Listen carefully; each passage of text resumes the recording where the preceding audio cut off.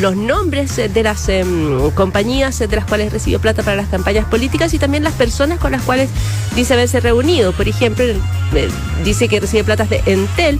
En el caso de Entel, que se reunió con Richard Vigic en el edificio empresarial de Santiago, habla de la empresa Kiborax, dice que se reúne con Alan Fox, entrega cada uno de los nombres de personas con las cuales se ha reunido y que recibía esas platas para campañas políticas. Algunos apuntan a que está tirando el mantel Jaime Orpiz. Vamos a hablar de este tema con Alberto Precht, que es director ejecutivo de Chile Transparente. ¿Cómo estás, Alberto? Muy buenas tardes. Hola, buenas tardes, Paula. Muchísimas gracias por la conversación. ¿Cuál es ¿qué es lo que ves tú en la declaración de Jaime Orpiz? Estos antecedentes que está entregando apuntan a platas políticas que en ese momento ya eran ilegales o que él podría haber recibido de manera legítima.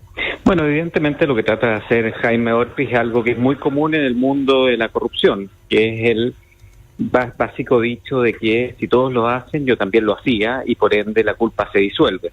Cosa que evidentemente parece bastante inaceptable. ¿Qué es lo que retrata? Es algo que el Ministerio Público también trató de retratar y supongo que va a seguir tratando de retratar en el juicio oral, es que esta era una práctica efectivamente habitual, pero no por ser habitual deja de ser ilegal, sino que era una práctica que a la luz de los hechos era ilegal, que no se puede investigar desde el punto de vista de la persecución de los delitos electorales porque están prescritos, pero que sí, en los casos donde el Servicio de Impuestos Internos presentó denuncia o querella, sí se puede investigar y evidentemente solicitar las penas que se le están pidiendo contra el senador Orpiz. Ya, o sea, pero tú dices, hay una estrategia aquí que tiene que ver con decir, esto lo hacían todos, esto lo hacíamos todos, y tú dices, es más o menos frecuente en casos como estos, cuando se está investigando corrupción. Ahora, pero en los casos puntuales, todas estas empresas que él menciona, todas las personas con las cuales dice haberse reunido, ¿todas ellas habrían cometido cuestiones ilegales que hoy ya no se pueden perseguir? ¿O en ese momento efectivamente existía una cierta, ¿cómo lo describe Orpiz? Dice como una especie de duda respecto a lo que se podía hacer o no, digamos. Yo creo que no existe ninguna duda desde que se reforma la ley electoral. Evidentemente existía un mecanismo que era vía gastos reservados y evidentemente todo lo que quedara fuera de ese tiempo de campaña no estaba dentro de la forma de financiar las campañas que está autorizada en ese momento, por lo cual todo eso sería ilegal. Además hay que ver los montos y hay que ver que también se hace una especie de fraude al mismo espíritu de la ley, porque si él está diciendo que algunos de estos gastos se hicieron por la vía de la ley, bueno, dejaron de ser reservados porque él conocía evidentemente el nombre de los aportantes. Lo triste, Paula, es que esto nunca lo vamos a saber, porque en ese momento los delitos electorales tenían una prescripción de solamente 1 año, por lo cual era imposible investigarlo. Hoy día tampoco la situación es mucho mejor. La prescripción de los delitos electorales es 2 años y requiere que el servicio electoral se haga parte a través de una querella y una denuncia, y es lo que estamos viendo, por ejemplo, en el caso de Tragamonedas. Estamos en una situación un poquitito mejor, pero todavía muy desmejorada para efectivamente saber que la ley electoral, la ley de financiamiento electoral se está cumpliendo en Chile. Ya, o sea, tú dices, aquí las cosas han cambiado, no tanto.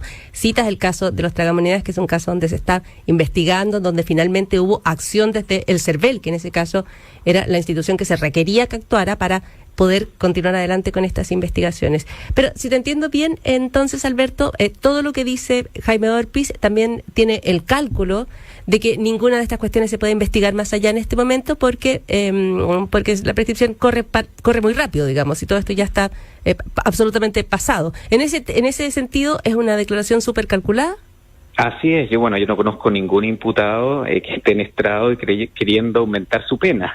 No, pero por ejemplo lanzársela a otros, porque él claro, en uno de los aportes habla del diputado Nino Valtolú, y él dice que... Exacto, pero en este caso lo que pasaría es que evidentemente, por lo menos en el electoral, certeza absoluta que esto estaría absolutamente prescrito, y en el caso de los delitos tributarios, bueno, si es que no estuviese prescrito, cosa que ya dudo, requeriría la acción de impuestos internos, y hemos sabido que desde que esto estalla ya en el finales del año 2014, el Servicio de Impuestos Internos se creyó, se hizo parte de muy poquitos casos, y cuando vio que esto era efectivamente algo masivo, dejó de ejercer las acciones, y esa ha sido la práctica que ha continuado el Servicio de Impuestos Internos, cosa que es lamentable porque acá al final del día lo que debiese ocurrir es que el Ministerio Público, que constitucionalmente es el órgano que persigue los delitos, pudiese perseguir estos delitos sin que otro órgano lo habilitara, ya sea el CERVEL o el Ministerio Público, el Servicio de Impuestos Internos, según corresponda. Claro, y esa es una facultad que todavía no se tiene, y tú dices, parte de estas investigaciones en general por platas políticas se detuvieron porque no hubo acción desde el Servicio de Impuestos Internos. Allí el Servicio de Impuestos Internos tiene distintos argumentos, ¿no? Desde que no es su misión, a que no tiene los recursos, en fin, se escucharon varias... No, y por otro lado, quizás tendría que ver bien, hay que ver bien el listado de los que nombra el ex senador Orpiz.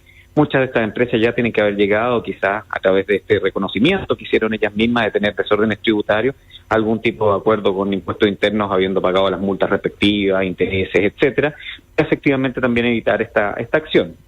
Pero con esta visión de que el Servicio de Impuestos Internos lo que busca es recaudar y no perseguir delitos, pero acá lo que estamos hablando es de delitos, y esos delitos los debiese poder perseguir el Ministerio Público de manera absolutamente autónoma. Pero en la lógica de que él tiene calculado, porque tú dices nadie va a declarar ante la justicia algo que puede empeorar su situación, y asumiendo que todas estas cuestiones apuntan a cosas que ya no se pueden investigar por la ley, ¿cuál es el sentido de entregar los nombres? Tú ves que aquí hay ¿qué en Jaime Orpiz? Porque los nombra, puedo reiterar, cuando dice en el caso de Costanera me reuní con Alfonso Suet, padre, en su oficina. O sea, dice incluso dónde se reúne con cada una de las personas y detalla cuánto dinero le entregaban. Y en su lógica, o lo que él intenta plantear ante la justicia, esto es solo para campañas políticas, que eso nunca compromete sus votos. Eso es lo que él trata de establecer en estas declaraciones. Bueno, evidentemente lo que él está buscando es que no se comprueben los delitos que son más graves dentro de los que se están investigando, que esto solamente se circunscriba a algún tipo de delito tributario menor, y que evidentemente demostrar, y esperamos que así no sea, que la pretensión del Ministerio Público es absolutamente exagerada con esta pena de 21 años acumulada que se le está pidiendo. Pero yo lo que entiendo, como estrategia uno pensaría eso, es que acá lo que se quiere decir que esta práctica era tan normal, tan común, que incluso yo puedo decir los nombres con quién, cuándo, porque era la forma de hacerlo, y es más, él esboza que así todos lo hacían, y eso también parece inaceptable desde el punto de vista de las señales que uno tiene que darle a la ciudadanía, porque después reclamamos con otras cosas, y la excusa normalmente no es que todos lo hacen de esa forma, pero eso no significa que esté bien, sin duda. Ahora, ¿tú crees que ameritaría una reacción de parte de las personas que son mencionadas? ¿Tú crees que sería eso bueno para la conversación? Porque más allá de lo que esto represente para su propio proceso y del caso que él esté intentando construir en su declaración, hay una cuestión que se ve afectada en general, ¿no? Que tiene que ver con aumentar esta sensación de que efectivamente hay una cooptación de la política por parte de distintos intereses empresariales. Sí, bueno, acá uno como persona, uno diría que si uno siente que está siendo agraviado, incluso en una sede penal, evidentemente esas personas podrían ejercerse absolutamente sus derechos y querellarse incluso contra lo mismo que está diciendo Orpiz. Yo creo que eso es bien importante, el también pedirle a estas empresas, sobre todo a las personas naturales que se sindican acá, que den una explicación. Lamentablemente, vuelvo a insistir, yo creo que esta explicación más bien va a quedar en el ámbito de la opinión pública, si es que la quieran dar, pero en el ámbito penal va a ser imposible perseguir estas responsabilidades. Claro, esto no va a tener ninguno de esos efectos, digamos, en términos de, como tú dices, poder perseguir responsabilidades. Son algunas de las reflexiones que se pueden plantear en torno entonces a estas declaraciones de Jaime Orpiz. Alberto Precht, muchísimas gracias por...